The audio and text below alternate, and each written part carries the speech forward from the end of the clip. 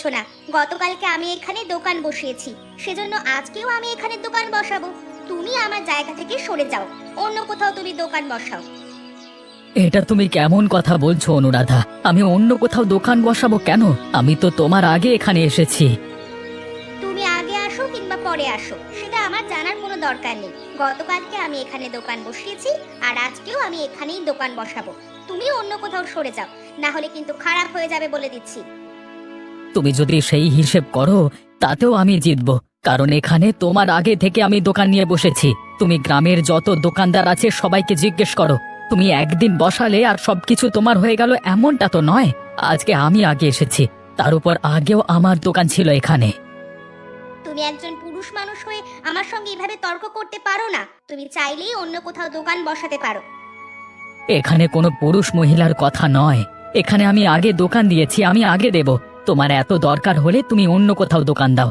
আমি এত তর্কের তোমার সাথে যেতে চাই না, সরো এখান থেকে। তুমি যে আমার সঙ্গে এরকম করলে এর পরিণতি কিন্তু ভালো হবে না, এই আমি বলে দিলাম। তুমি যা করতে পারো করে নিও, এখন এখান থেকে যাও।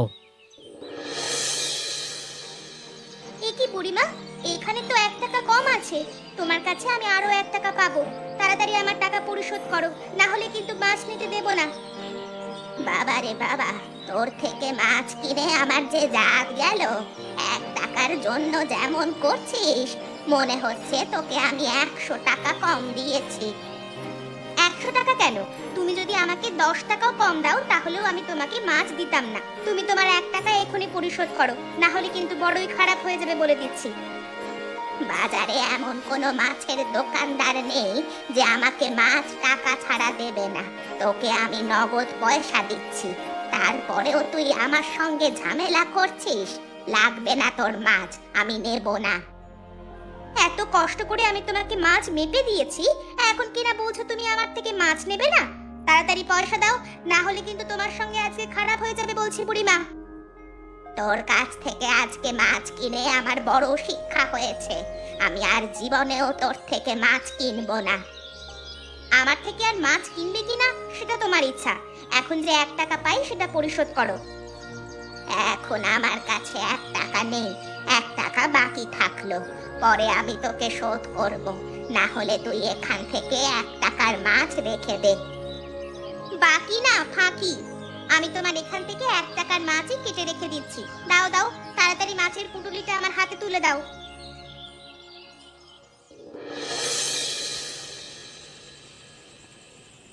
কি গো, কি হলো? আজকে তুমি বাজার থেকে এত দেরি করে ফিরলে কেন? অন্য সব দিন তো তুমি সবার আগে ফেরো, তোমার জিনিসপত্র সবার আগে বিক্রি হয়ে যায়। সব দিন একরকম ভাবে বিক্রি হবে এমন তো কোনো কথা নাই, তাই না? কি তোমার মেজাজটা আজকে এভাবে চটে আছে কেন গো? আমি একটা ভালো কথা বললাম, সেখানেও তুমি আমাকে ধমক দিয়ে কথা বলছো। সব সময় সবার মন মেজাজ এক রকমের থাকবে এরকম কোনো কথা নেই, বুঝতে পেরেছো? হ্যাঁ বাবা, অন্যের রাগ আমার উপরে দেখাচ্ছ কেন? কি হয়েছে আমাকে বলো, তারপর না বুঝতে পারবো। শুধু শুধু আমার উপর রাগ দেখিও না। ওই যে রতনের বউ আছে না অনুরাধা, বাজারে মাছ বিক্রি করে, তার সাথে ঝগড়া লেগেছে, সেজন্য দোকান বসাতে বসাতে দেরি হয়েছে। বিক্রি করতেও সময় লেগেছে, খদ্দেরও চলে গেছে ঝগড়া দেখে। কি বলো তুমি? তুমি আবার অনুরাধার সঙ্গে ঝগড়া করতে গেলে কেন? ও একটা মেয়ে মানুষ, ওর সঙ্গে আবার তোমার কিসের ঝগড়া শুনি? মেয়ে মানুষ হয়েছে তো কি হয়েছে, সেজন্য কি আমি উচিত কথা বলতে পারবো না?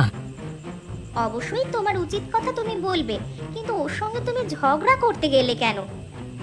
ওর সাথে আমি ঝগড়া করতে যাইনি, ও সেধে আমার সাথে ঝগড়া করছে। আমি একদিন যাইনি সেজন্য আমার জায়গাটা নাকি ওর হয়ে গেছে। দ্বিতীয় হলো, আজকে আবার আমি ওর আগে গিয়েছি, এসে আবার সে জায়গা দাবি করে। সামান্য কারণে তুমি আবার ঝগড়া করতে গেলে? রতন এমনিতেও ভালো মানুষ নয়। এসব নিয়ে তোমাকে ভাবতে হবে না, যাও যাও, তুমি আমার জন্য খাবার বেড়ে নিয়ে এসো, কেমন? আচ্ছা ঠিক আছে, আমি তোমার জন্য খাবার আনছি, তুমি একটু হাত মুখ ধুয়ে আসো।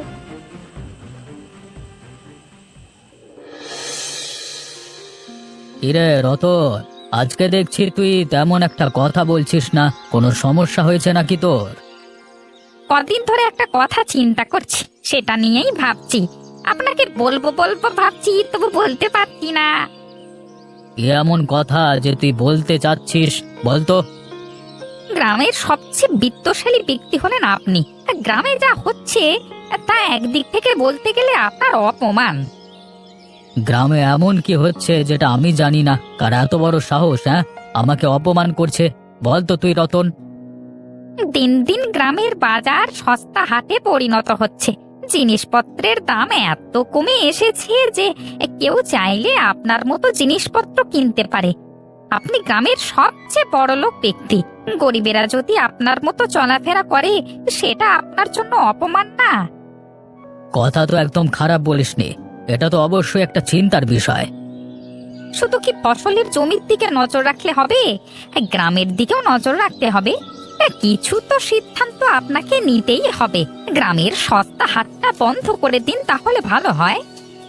তাহলে চল হাটের দিকে যাই, আজকেই বন্ধ করে দিয়ে আসি। চলুন বাবু, চলুন।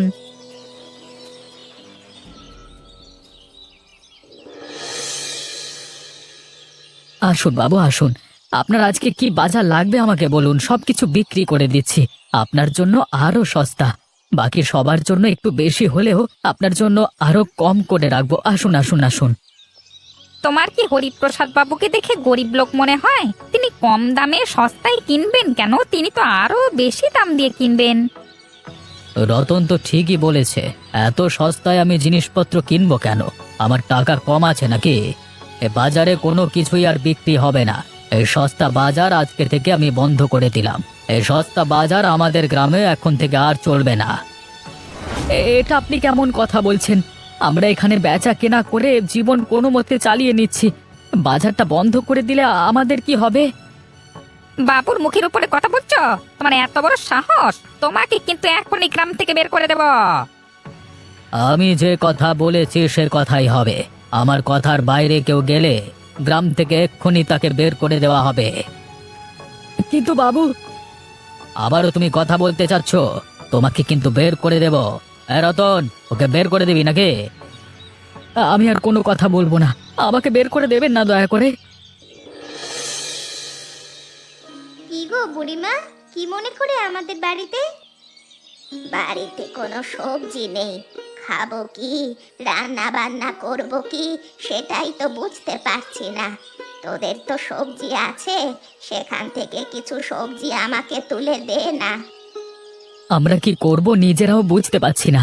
হঠাৎ করে হরিপ্রসাদ বাবু এমন একটা কাজ করবেন সেটা কোনোভাবেও ভাবতে পারিনি। আমি ভালো করেই জানি এটা হচ্ছে রতনের কাজ। হরিপ্রসাদ বাবু হচ্ছেন একটু সরল সোজা মানুষ, তাকে যে যেভাবে বোঝায় তিনি সেভাবেই বোঝেন।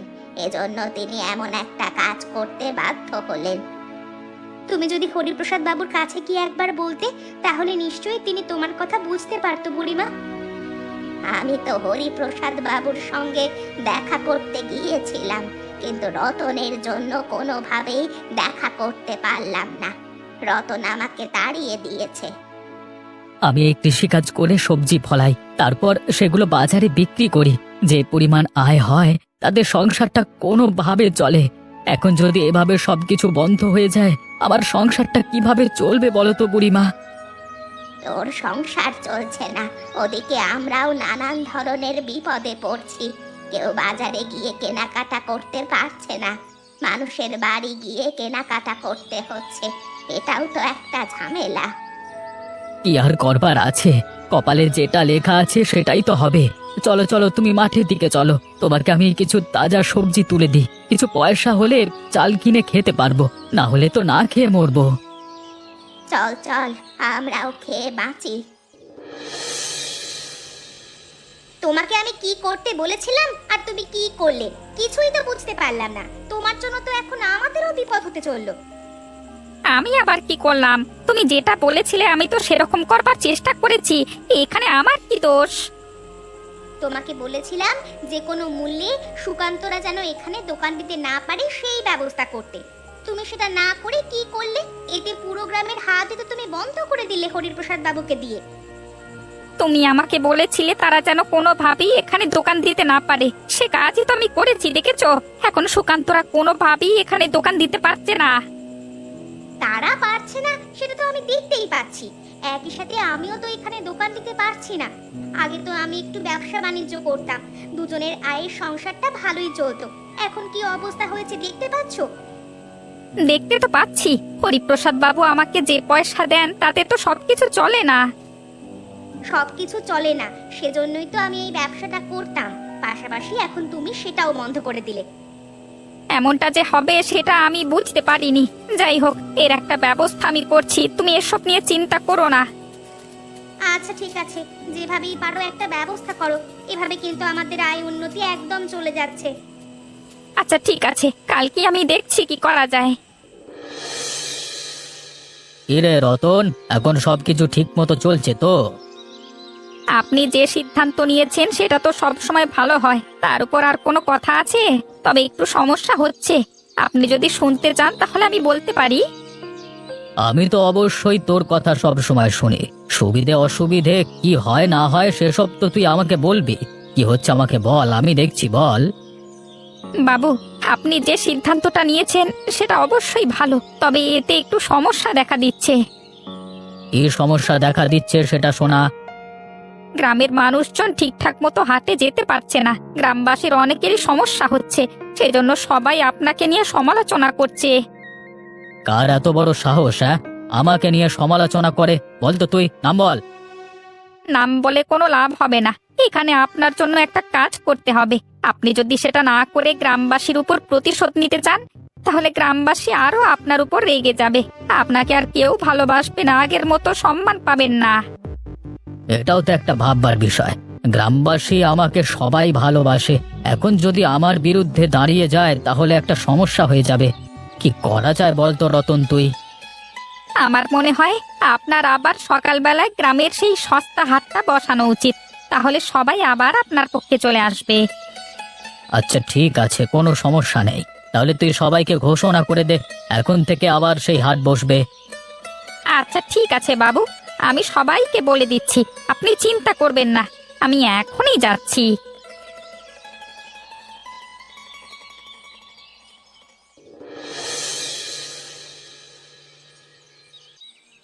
অবস্থাটা দেখেছো? সব খদ্দের ওই সুকান্তদার কাছে। আমাদের দোকানে কোনো খদ্দেরই তো আসছে না। তুমি ব্যবসা করবে বলেছিলে, আমি তোমাকে একটা ব্যবসা দিয়ে দিয়েছি। কি ব্যবসা করো তুমি নিজেই ভালো জানো। তোমার দোকানে খদ্দের আসছে না কেন? এমনিতেই কিন্তু আমার মন মেজাজ ভালো নেই, তার উপর তুমি আমাকে রাগিয়ে দিও না, তাহলে কিন্তু তোমার ওপর সব রাগ ঝাড়বো। সুকান্ত তার সাথে তো পারবে না, পারবে আমার সাথে, সেই জন্য এখন আমার উপর রাগ দেখানো হচ্ছে। কি গো বুড়িমা, বাজার করা শেষ হয়ে গেল নাকি? এদিকে আসো।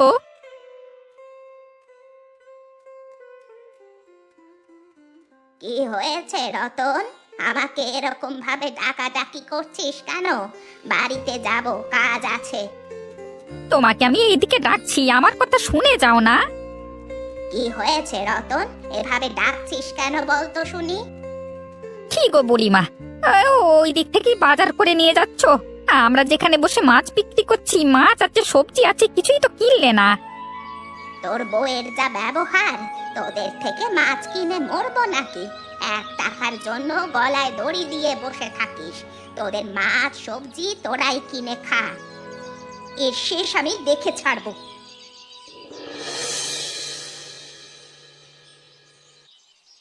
আমাদের এত বড় ক্ষতি কে করলো? আমরা তো কখনো কারোর ক্ষতি করিনি। হায় ও বড়ওয়ালা! আমার এত কষ্টের ফসল সব একদম শেষ করে দিল, আমি তো নিঃস্ব হয়ে গেলাম।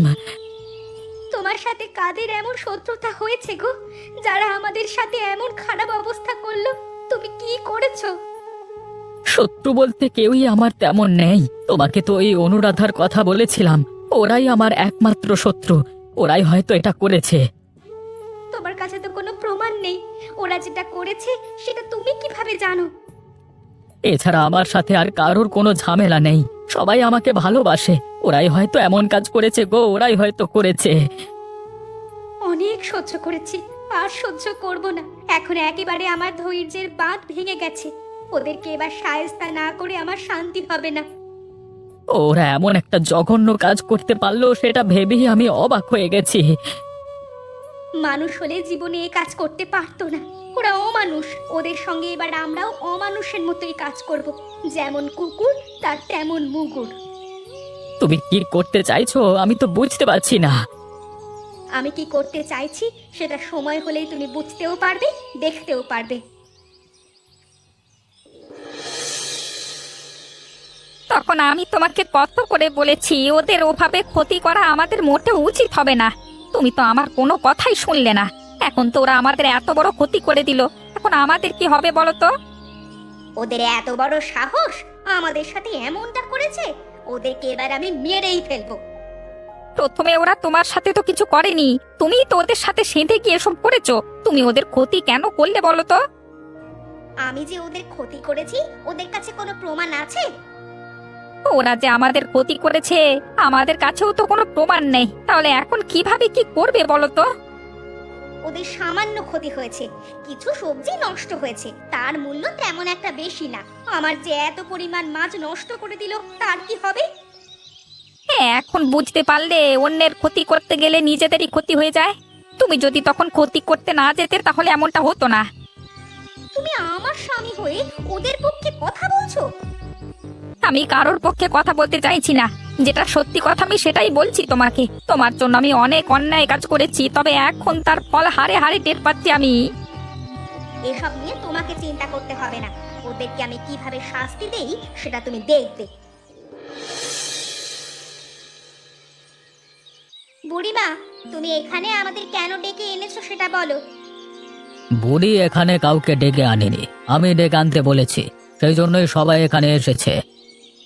হঠাৎ করে আমাদেরকে কেন এখানে ডেকে আনা হলো সেটা জানতে চাই, সেটা একটু বলবেন? গ্রামে কি হচ্ছে না হচ্ছে সব খবর আমার কাছে আছে। আগে যে খবর ছিল না সে খবর এখন আমি ভালো করেই পাই। রতন আমার সাথে থেকে যত অন্যায় কাজ করেছে ওকে তো আমি শাস্তি দেবই, একই সাথে তোমাদেরকেও শাস্তি পেতে হবে। এখানে আমাদের কোনো দোষ নেই, যা দোষ করার সব করেছে অনুরাধারা। কার দোষ আছে কার দোষ নেই সেটা আমি ভালো করেই জানি। বুড়ি আমাকে সবটাই বলেছে। ওরা যেহেতু দোষ করেছে সেটা তোমরা আমার কাছে এসে বলতে পারতে, তোমরা তো একই কাজ করেছো। ওরা করেছে আমরা ছেড়ে দেব? তোরা সবাই মিলে এসব কাজ করছিস, এতে কি লাভ হলো তোদের? নিজেদেরই ক্ষতি হলো। পুরো গ্রামে এখন বাজারে জিনিসপত্রের দাম বেড়ে গেছে, কেউ কিনে খেতে পারছে না। এমনকি তোরাও তো না খেয়ে মরবি দুদিন পরে। আমাদের গ্রামের সস্তা হাটটা এখন দামি বাজারে পরিণত হয়েছে, কেউ কিচ্ছু কিনে খেতে পারছে না। দাম বাড়ার পেছনে আমরা আবার কি করলাম? তোমরা কি করছো বুঝতে পারছো না? এই যে মাছ নষ্ট হলো, সবজি নষ্ট হলো, এখন তো ঘাটতি পড়েছে, সেই জন্যই তো জিনিসপত্রের দাম বেড়ে গেছে। আমরা ভুল করেছি, নিজেদের ভুল বুঝতে পেরেছি, আমাদেরকে ক্ষমা করে দিন। এখন থেকে আমরা আর কোনো ধরনের বিবাদে জড়াবো না। আমিও বউয়ের পাল্লায় পড়ে অনেক ভুল করেছি, আমাকেও ক্ষমা করে দিন। আমিও আর বাজারে গিয়ে ঝগড়া করব না, একসঙ্গে মিলেমিশে ব্যবসা করব। তাহলে তো হয়েই গেল, কি বলো বুড়ি? ওরা যেহেতু নিজেদের ভুল বুঝতে পেরেছে, আমি আর কি বলবো। আমি শুধু চাই আগের মতো হাট থেকে সস্তায় বাজার করতে, তাহলেই হলো। এমনই মজার মজার গল্প দেখতে চাইলে আমাদের চ্যানেলটিকে সাবস্ক্রাইব করতে ভুলবেন না।